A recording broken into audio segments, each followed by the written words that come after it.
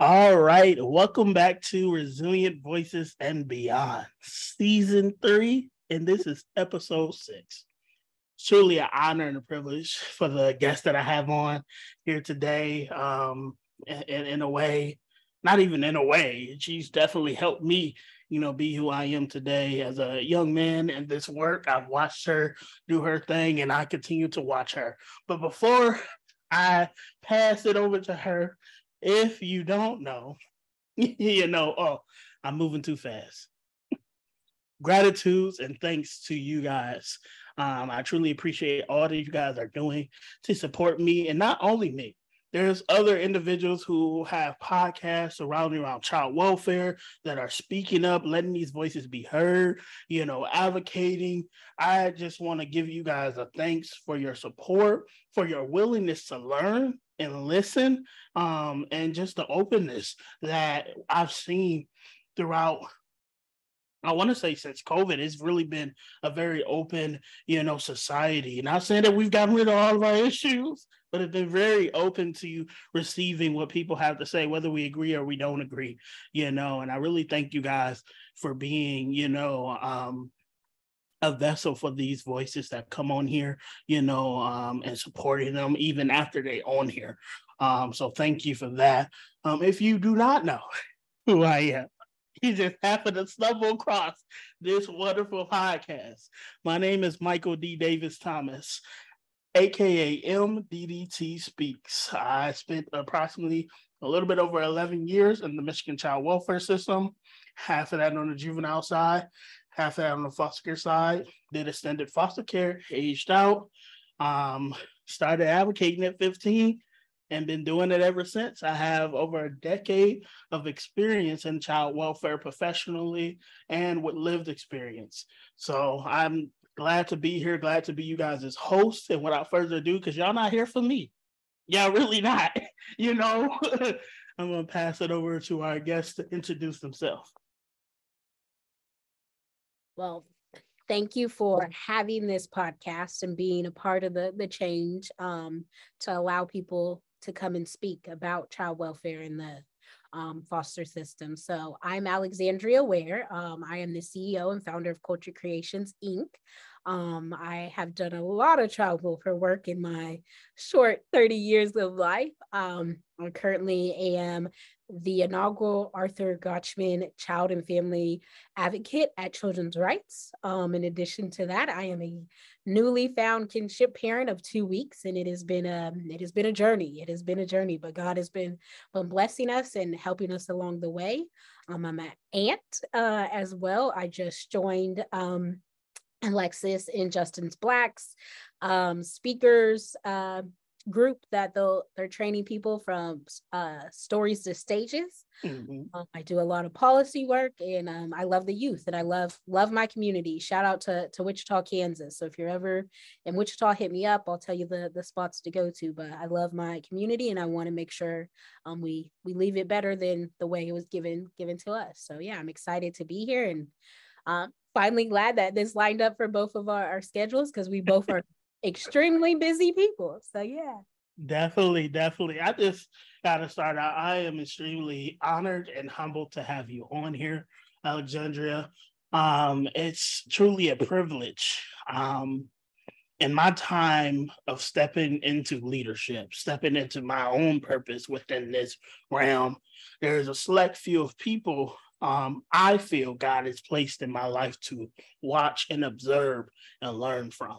Alexis and Justin is one. You yourself, Lupe, I got to give a shout out to her, and several others. And I've had the privilege to watch you guys walk within your purpose and do it with such grace and honor. So thank you for that. My first question kind of gets into the meat of it all. And for myself and for the audience, to whatever ability that you're comfortable with, could you help us understand the story and your experience from where you've came from to your now? Yeah. So grew up in foster care for over 13 years, so almost 15. It was literally 15 years when I aged out of care. So I am a generational product of the child welfare system. So my mother was in foster care, and I did not find that out until I got out of foster care. So that was really interesting to really just like figure out like what was it that the system missed when they were like working with her while she was aging out. Like what was it that she needed as well. So I've always been passionate and advocating. According to some of my friends and partners I've had in the past, I have a mouth on me. And so sometimes they say that my mouth has been used to like really advocate for other people. And so I really got to where I'm at, because one, it's not only just like my life purpose, but I feel like I was put here to make sure that other kids don't have to go through what I did. Making sure that they can know that they have a voice. There's nobody who's voiceless. Everyone has a voice, and it's our job to really engage in that, to help them learn how to really use their voice. And what does that look like? What do they want to advocate for? Because everyone cares about something. So how do we do that? So how do we make sure we're teaching them like they get this when they age out of care, if they're aging out of care? Or how can you make sure like if you are in JIAC or any of those places, you're getting the appropriate services you need? And so for me, it's really been like, how do I teach the next generation and coach them and help them get to where they need to be the best people that they can be? Because I felt like I didn't have that in my story sometimes. And so anyone who knows me knows I always talk about a lot of the good. And lately, these last few years, I've been talking about a lot of the bad stuff that has been around and happened to me. Yeah. Definitely. You spoke on two things I want to touch on. One, learning, of previous child welfare engagement with a parent. Like I can relate to that to my core. Like I don't know what it was, but I think for me, I got my file and read some different things and learned that my other siblings who weren't in depth in care had CPS cases and this and that, and I just think you don't do anything but think like, what is the difference? Like what could have been done better? Was there mental health support needed? Was there intervention by the community? Like, was the family? You ask all these in-depth questions, and for me, I don't know about for yourself, it drives me to want to make the system better because I know that something like there's something that was missed, whether they checked it off of a box or didn't do it, or somebody was off that day, or they just didn't have the funding. I know that there's something now that we could have done, or was not done or able to be done back then that could make a difference for the next mom, for the next father, for the next grandmother or whoever, before that kid is removed. And speaking to that, you also touched on, by not touching on, having that experience, it has not wavered the value that you have of family orientation because you're a kinship, and you talked about, being that. If you don't mind me asking, to whatever you're comfortable with, how were you able to look, I just as bold as I can, look past the mess and build what you believe to be family is for yourself? Oh, okay. Yeah, let's for me it was more so like, I mean, I tell her this all the time. She's here, so you may hear some noise or TikTok or whatever, so she's in the background, but I tell her all the time like I kept fighting God. So I heard the voice very clearly from God that I was supposed to adopt her and I was supposed to take her in and be kinship care, and I was like, "Nah, bro, you want me to have a kid and I'm 30, like you met me? Like, I like my freedom. Like, you sure you talking to the right Alexandria? Like, I think you're thinking of Alexandria that's a different Alexandria." But I heard it very clearly. And so like one of the things of being a Christian woman and growing more in my faith is like being obedient to what God said. And so for me, it was like, I told my best friends, like, hey, I want to adopt a child. Hey, I want to take this kid in. And they laughed at me because they're like, girl, you have a whole 2-bedroom and your second bedroom is your walk-in closet. Like, what are you talking about? You're about to give up your walk-in closet for a kid? And I was like, yeah, for this kid, I would. Like, for this one, I would. I would.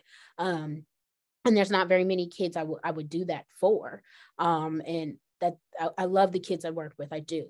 I'm an aunt. I'm an avid aunt, as you know. My nieces and nephews are all over my social media. I do all the things with them. Just took one of my nieces to her first parade on Sunday, and it was a beautiful thing. And to be that aunt who can like give her that comfort and safety. But at the same time, like I asked my nieces and nephews, like if they were all okay with me like adopting a kid. So for me, since they're such a big part of my life, it was like I need everyone who is my supporter, I'm their support, to be okay with it, and especially my nieces and nephews, because that changes their dynamic with me. It changes my dynamic with them. Like I'm no longer, you can come over to my house and we just do all the things. I have to also think about her and and all this stuff. So I'm no longer just like the bougie fun aunt. Like I'm now a parent. But for me, it was like family has never been just the definition of family that we see. Like family to me has always been like, who do you call when you're down and out? Who do you call when you got a flat tire? Like who shows up for you? Like who will go above and beyond for you? And so like my best friends are my family. They're part of my family. My best friend, he came for my 30th birthday. My niece only gave him like 2 weeks. He came in for my niece's high school graduation recently, so he's always gone above and beyond. So for me, it's not just like blood. It's the fact of the matter that me and her met on my 30th birthday. That is the craziest thing to me. And I feel like God was saying, as I step into this new chapter, that I'm placing this child in your life because there's a purpose. There's a reason you're supposed to be around her. Have I figured out all the full reason yet? No, but that's the controlling part of me. But she knew before I knew. And that is the crazy part. She knew that she wanted me to adopt her before I knew. She told my niece. And I was just like growing up in the system, I was like, do I really want this system to come in my life and all the things? But it was one of those things, like when I asked her, like I had planned it out, like I was going to do a cake and we were going to go to dinner and all these things. And so I wanted her to like look at bedroom furniture so I could get an idea of what she liked. And she was like, well, why are we looking at bedroom furniture? I thought you weren't going to turn your second room into anything. And then I was like, oh man. I was like, you just got to say it, bro. And so I just asked her, and it was just me, her, my friend. And it was like a very like moment that I had planned to be like so big and all the things, but it just needed to happen the way it did. It was very much like we had just parked at the furniture store and it just came out, and it was very, very intimate. It was very like a moment that I'll never forget, because it was like really hard for me to like voice like, hey, I want to adopt you. Like I want to take you in. I want to be your mom. I want to make sure that you're not being raised by this system that's harming you. That's amazing. That is truly amazing. Wow. So I want to ask an additional question on that. So at this point, I'm sure there was visits going back and forth, spending time together and what have you. So if you remember the moment, like, if you had the moment, wow, I'm a parent now. Can you explain and expand upon that moment and what that felt like? What was your thought process? So we were hanging out. So, but it wasn't like most people would expect. Like, as of this upcoming Thursday, she has been living at my house for 2 weeks. And so it was one of the days we typically had planned when she would come over and hang out, and her case team was like, hey, we're willing to place her tonight if you're good with it. And if, and I was like, oh, what? Wait, hold on, what? Like, can we, and I was like at where I picked her up from. And so I'm like, what the heck? Like, what do I even say? Like, how do I handle this situation? Like, has anyone told her, none of the things. And I don't think it was until like, we had an incident where she tried to run away. And she came back, proud of her for coming back. I tell her that. But it wasn't until like I took her to my sister's house to apologize to my nieces who were with me, like with us when she tried to run away. And my sister and my niece asked me a question of, well, why would she try and jeopardize a family when that's what she's been working so hard to get? That it clicked. It was like, you can't answer this as an aunt. You can't give her an answer. As a parent, you have to let your child answer that to her.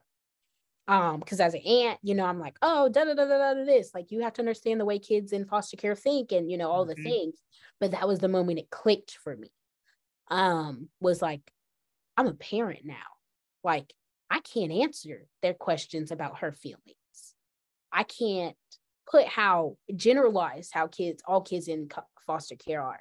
So she came in the room and I was like, I think you and your cousin need to have a talk. And I got up and walked out.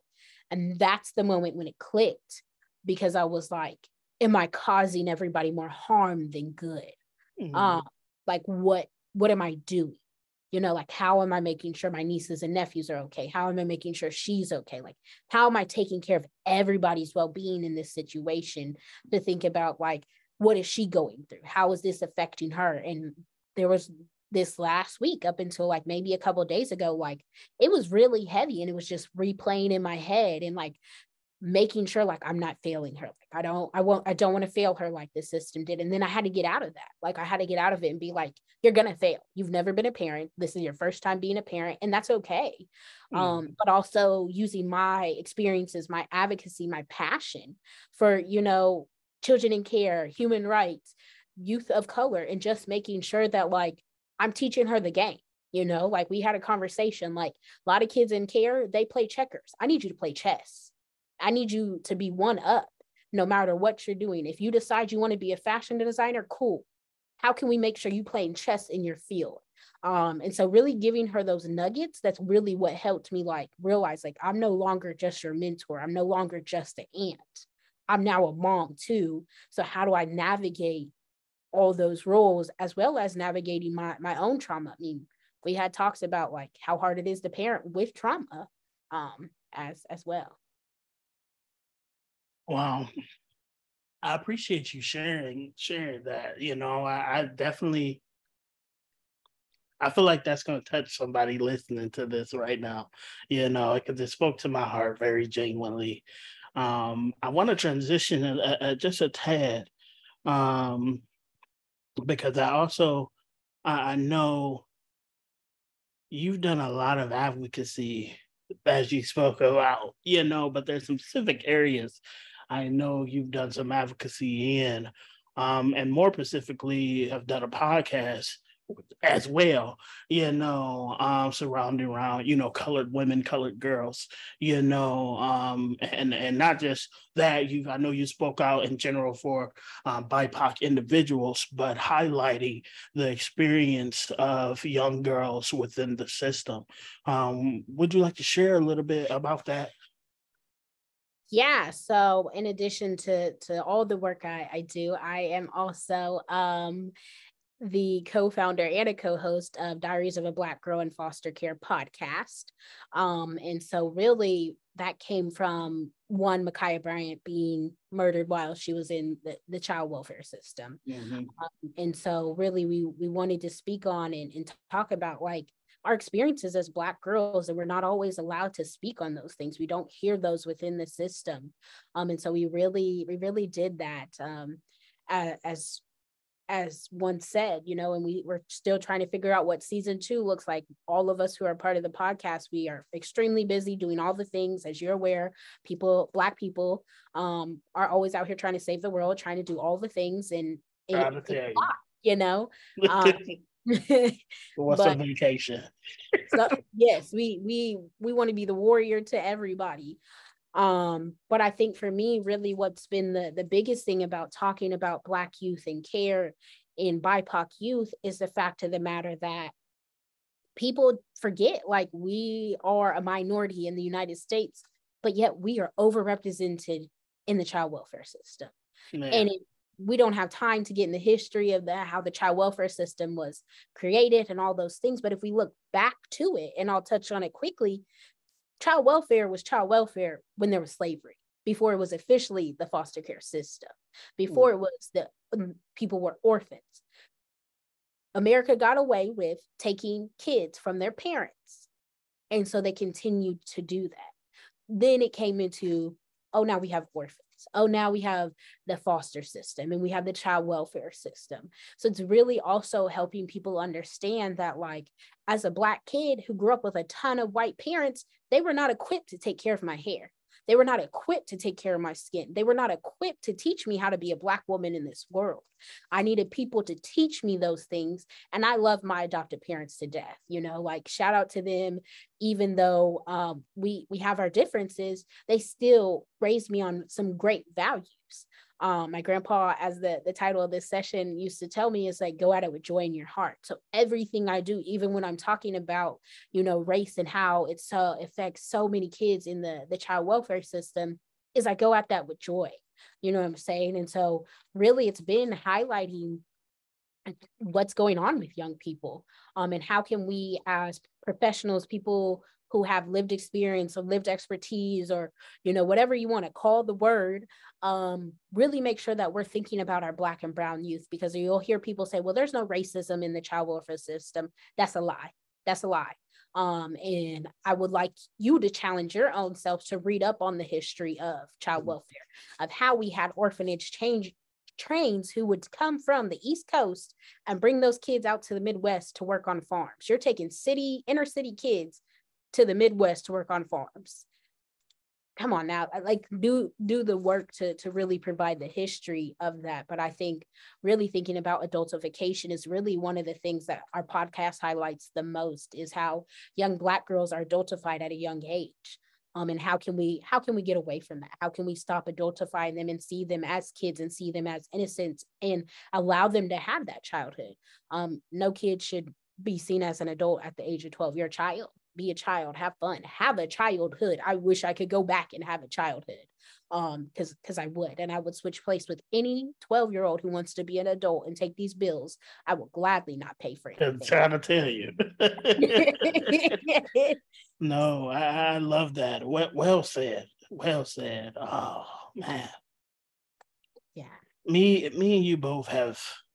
We're fairly seasoned, you know, in the realm of child welfare and advocacy, you know, as I sneak up to my 26th birthday. We're well seasoned, you know.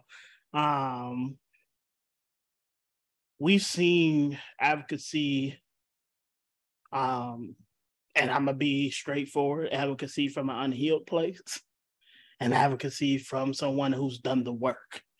You know, with that being said, what does mental health and self-care look like for you versus when you started in this work? Ooh, you was getting into a word. When I started, I didn't know the word no. I did not know the word no. Now that is my favorite word. My child will tell you I say no all the time. She asked for some ice cream, I said no. But really it took, I'm on an interview.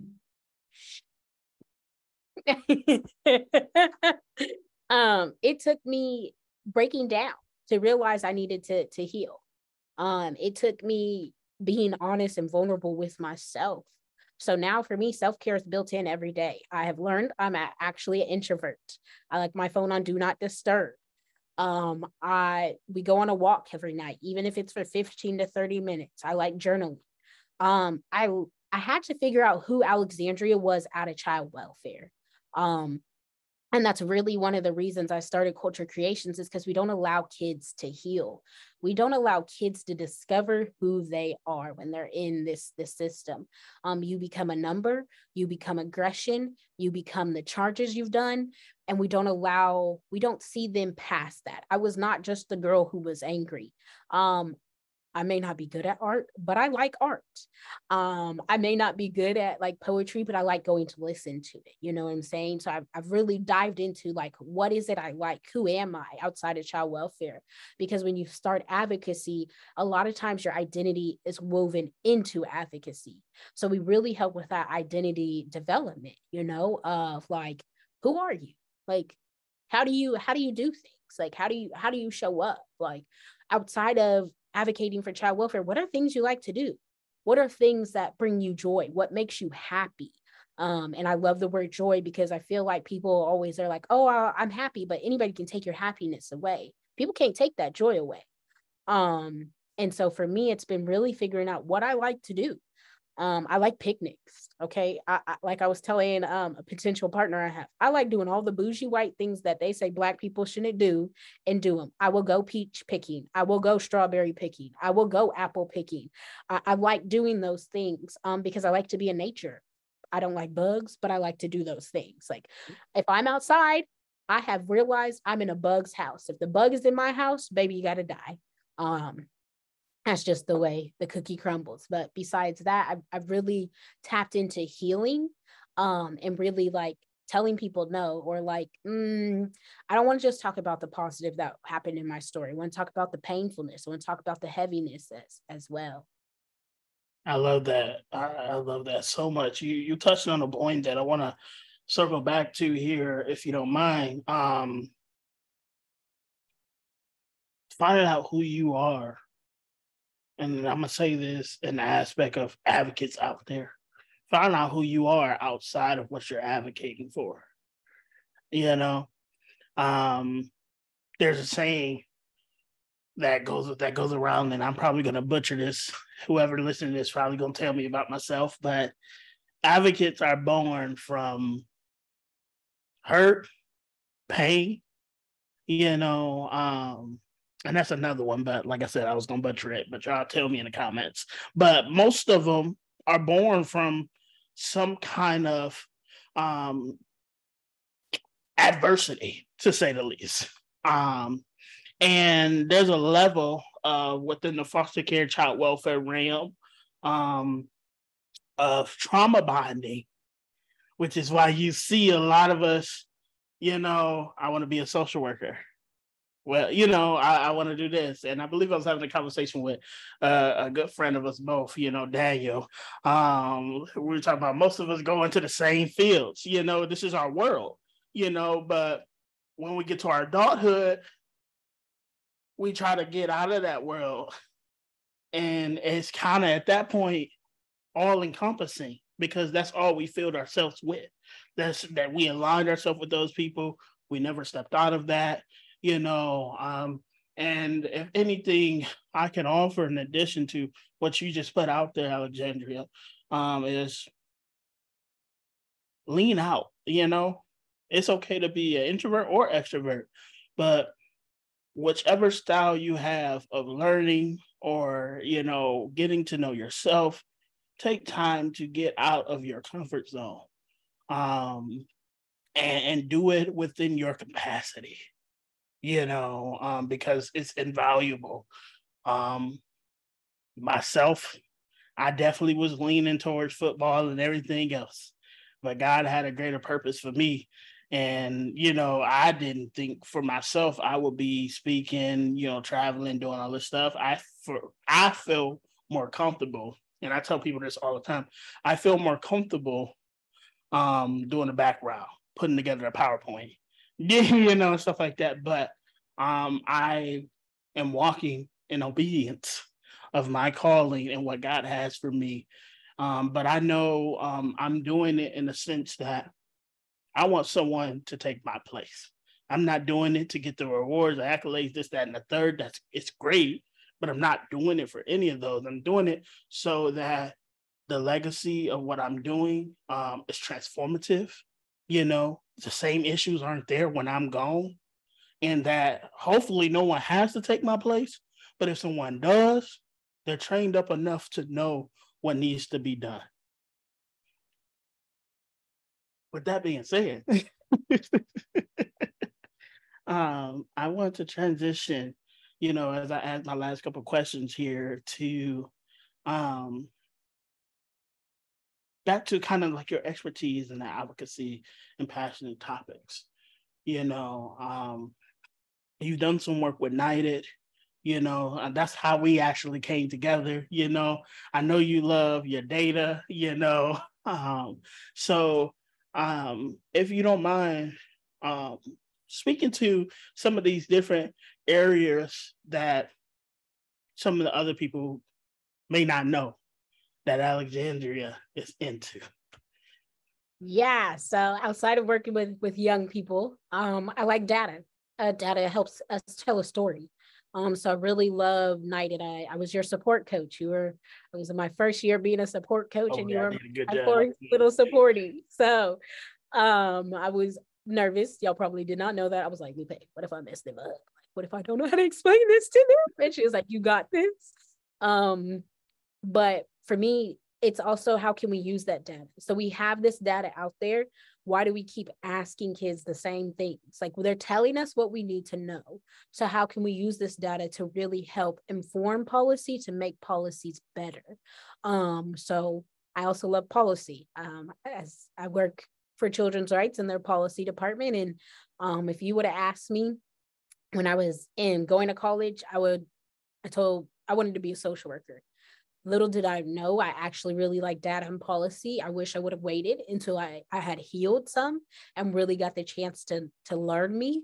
I probably would have done something more along the lines of policy, law, something legal. I still can, but I would have spent my degree, my money on that type of degree. I can use my degree for all that, but at the same time, I would have been more like into that. I love technology.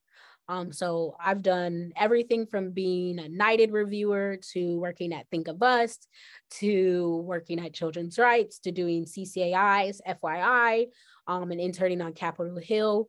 But all these advocacy opportunities allowed me to see all the ways that the system works, how the foster system works, how it all works together, and how I can use my voice in every single space. How I don't have to use my voice just as a person who has lived experience or lived expertise, but I can use my voice as someone who has a degree, someone who has expertise in understanding youth development and trauma and all those things, but also someone who is a person and who's a human. And we forget, one of the kiddos for this grant we did, that I'll be going to Baltimore tomorrow, we asked them, like, as we're reimagining this system, as we're reimagining creating a well-being system, what does that look like? Could you draw us a picture? And I scanned their picture today. And in the picture, they said, I'm more than just a checkbox. I'm a human that has feelings. And so that was really powerful to me, because I was like, man, I say that all the time. Like, these kids are not check boxes. They're a human who has feelings. They're people, and we have to put the people back in advocacy, and we have to put the people back in all the things we do. And I think that's the reason why I love advocacy. That's the reason why I love being an advocate and an activist and all the things, is because we forget that we're both people. At the end of the day, when we both get off this call, this interview, you still got things to do. You may be going through a lot. You may have whatever issues going on, and you're still a person. So how can we work with these kids to be people? And so really, as I've been looking at my advocacy journey and preparing for this conversation and expertise, one of the things I think that's got me to where I'm at is I love people. I love, but I hate people. I love them, but I hate socializing with them, because I just don't like to socialize that much. But I love people because we all are beautiful. And we all make up a wonderful story. And so I've tried to do all these different advocacy things, not because I care about like the accolades or the, people giving me things or any of that. What I care about is the young person. I care about how can I best, as a professional, as an advocate, as an activist, know all the things that I need to know to be the best person to help you. And if I don't know all those things, how can I surround myself with people who are doing better than me to help you, to be in those rooms where my advocacy doesn't just stop in child welfare. I'm in my community in Wichita. I just got promoted last night to be the president of Wichita Urban Professionals. So I'm doing stuff within my community. I'm also learning about youth justice work. I'm learning about how that, not to be involved, but just really for my own self of how I can be involved. How can I be an ally? How can I support? How can I share things as well? But even just making sure, like, showing up for our community, whether it's you guys have like a contamination or whatever, how can you show up? How can you lend the skills you have that are assets to make sure you can really get to where you want to be in life? And so I look at all my advocacy, and what I realized from all that is God was teaching me along the way to get me to Culture Creations. So he had me start telling my story. He had me tell my judge, like, bro, I ain't working this case plan until y'all find my biological family. I ain't doing this until you do that. So I can learn to use my voice, so I could teach these kids how to use their voice. I tell the kids I work with all the time, sometimes if all you can say is Becky got me messed up, then Becky got you messed up. And you may be a Becky today. It is probably better than them putting their hands on you. But also teaching them accountability. And that's the part I think when I'm thinking about my experiences and my expertise and my passion is that, yes, these kids have trauma. Yes, you will never hear me say that. But we also need to hold kids accountable. We need to hold the bar high. So all the young people I work with, I don't care if you go get a master's, a PhD or whatever, but I want you to know you have that ability. You have the ability to use your voice and to lift your voice and to do all the things. I tell them all the time, Steve Jobs created Apple and he was a kid in foster care. And if that man can create Apple and he grew up in foster care, baby, the world is your limit. So I hold them accountable. I tell them, cuss people out with your words. Don't cuss them out. Don't hit them with your fists. Make them feel stupid. Because I didn't have people who told me those things. People were okay with me being angry. They were okay with me being so mad. So I see advocacy as a tool for them. I see it as a way for you to lift your voice, for you to be like, hey, man, like you got me bent. Like I know how to cook. Why can't we work on something else? You want me to age out in 90 days, but I ain't got no birth certificate. I don't have all these things. Like this is your job. So really helping them like find that passion to be like, no, this is my life. And you need to take my life seriously. Like it needs to be taken as seriously as we all take our president and our congressmen and women and people. Yeah. Wow. I love you dropped so many gems, so many nuggets right there. I just, I love that truly. Which brings me, this is kind of like an added question, but you kind of walked us through a journey, of your life, your now, your advocacy work, a little bit of your past, and you touched on something a couple different times about having to find who you were, who was Alexandria. So I would be remiss if I didn't ask, who are you today? Oh, I love that question. I am a fierce woman. I'm a phenomenal woman. Before everything else, I'm a mother and I'm an aunt. Those are my proudest two roles in life. I don't care about all the degrees I have. Those can all go away today, but being able to be a mom and an aunt, that is who I am at my core. I'm a nurturer. I care about people. I care a lot about people. In addition to that, I love telling a story. I love speaking. I love being engaged. I care about my community. What else am I? I'm an ally to so many. I'm a friend. I'm a mentor. I'm a sister. But most of all, I'm all those things to me as well. So I'm a mother to myself. I lost my mother going on 6 years ago. So I mother myself as well. I'm a sister to me. I'm a friend to me. I take care of me as well. So I really, all the things that I am, I also give back to me because I wouldn't be here without me and all the people who helped me get here. I'm not going to not say that I didn't have a lot of help to get where I am and the woman I am today. But at the end of the day, I'm a person who thinks about other people. I care so much about other people and making sure people don't go through pain. So I always try to take on other people's pain so people don't have to feel that. So I'm also learning that that's not my job. That's not my mission. My mission is to be love and show love. And that's what I love. That's who I am. Alexandria is love and joy and happiness. That is me in a nutshell, besides all the roles I play. So That's that's wonderful. I appreciate you sharing that. Appreciate you being here and being present and being vulnerable. I definitely lift up your story that you've shared with us.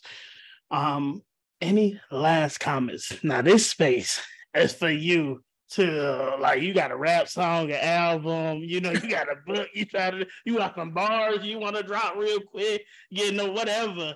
This is for you to highlight what you do. You know, and uplift that. Yeah. So as you guys heard when I first started, I am the CEO and founder of Culture Creations. Um, Donate, volunteer. We need board members. In addition to that, I will be starting a speaking tour soon. Really putting that out there to be a speaker. So if you're looking for a keynote speaker or workshops, please hit my line. I will make sure Michael puts all my stuff on there, my websites for all those things as well. But yeah, really, really that. And also like your girl's almost done with her fellowship, so she need another job. So if you got a job, holla at me. I like a lot of things and I'm good at a lot of things. And yeah, my fellowship's almost up. So also if you are interested in policy work at a national and international level, hit me up. I can help you out with your application to apply to children's rights once that drops as well. So reach one, teach one. Got to pull people up behind me as well. So thank you, Michael, for having me. I truly, truly appreciate this so much. Awesome, man. The privileges are mine. Like this is an honor and a privilege, and I'm so honored. You know, but thank you. You know, as I conclude, y'all, you know, I gotta say my spiel. You know, we gotta take care of each other. You know, COVID is still out there. You got cold and flu season. You know, all these different diseases and different things that are going on. Please do your part to take care of yourself and take care of your village, take care of your community. You know, it takes all of us. We learned that, you know, through a very traumatic and hard lesson in the past years. You know, so just do your part. You know, Alexandria brought up the aspect of us, you know, being human, bringing back humanity into our society.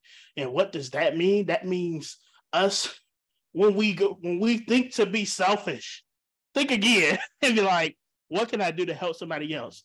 Not to make myself uncomfortable, not to bend out of my capacity, but in my capacity, what I can do for others. You know, that may be just simply a message of kindness. You know, that may be simply checking on somebody that you haven't checked on in a while, you know, and just saying, hey, you know, I just want to see how you're doing. If you're doing okay, you know, if you need any resources or what have you. You know, it doesn't have to be anything grander or what have you. If you have the capacity to do something grander, go ahead. We need some people out there doing that too.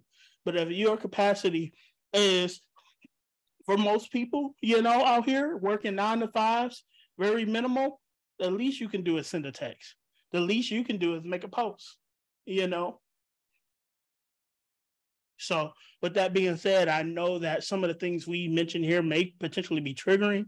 You know, I just ask that you take some time before you go do anything else and take that anywhere else. Take some time, center yourself, you know, practice some mindfulness exercises. You know, if you need some resources or if you need some help, you know, feel free to direct message me, get in contact with me. I would love to help you find those resources or get you connected to some kind of support, you know, and I'm not just saying that. Please reach out to me. I wish someone would have done it for myself, you know, would have saved me a whole bunch of, you know, falls, you know, trips and everything like that. So definitely. And for everyone else, you know, I just really just appreciate you guys being here, supporting me. You know, this has been Resilient Voices and Beyond, episode 6 of season 3. Keep in mind, after this season, I'm taking a little break, y'all. You know, I'm taking, look, I love y'all. I love y'all. Taking a break, but God is calling me to start my book series. And I want to touch more people, you know. So just continue to follow me, continue to pray out there, you know, continue to support. You know, I've been doing this for almost 2 years now. 3 seasons in. I don't have any financial sponsors or backers. I front this whole thing because I believe in it. And as long as individuals want to be on here, as long as individuals are listening, I will show up and be here. But also there's other sectors where I need to make sure that what I'm saying, what I'm pouring out, what I'm learning is getting out to everybody. Everybody doesn't listen to a podcast. So for that percentage that don't listen to a podcast, I'm going to get out in person with them. For that percentage that aren't out in person, I'm gonna write a book so they can read it, and that's what I'm trying to do. And I applaud you to find your purpose and find your calling and to be completely into that. I will hope you guys have a good night, good morning, good whenever you're listening to this. This has been Resilient Voices and Beyond. Thank you.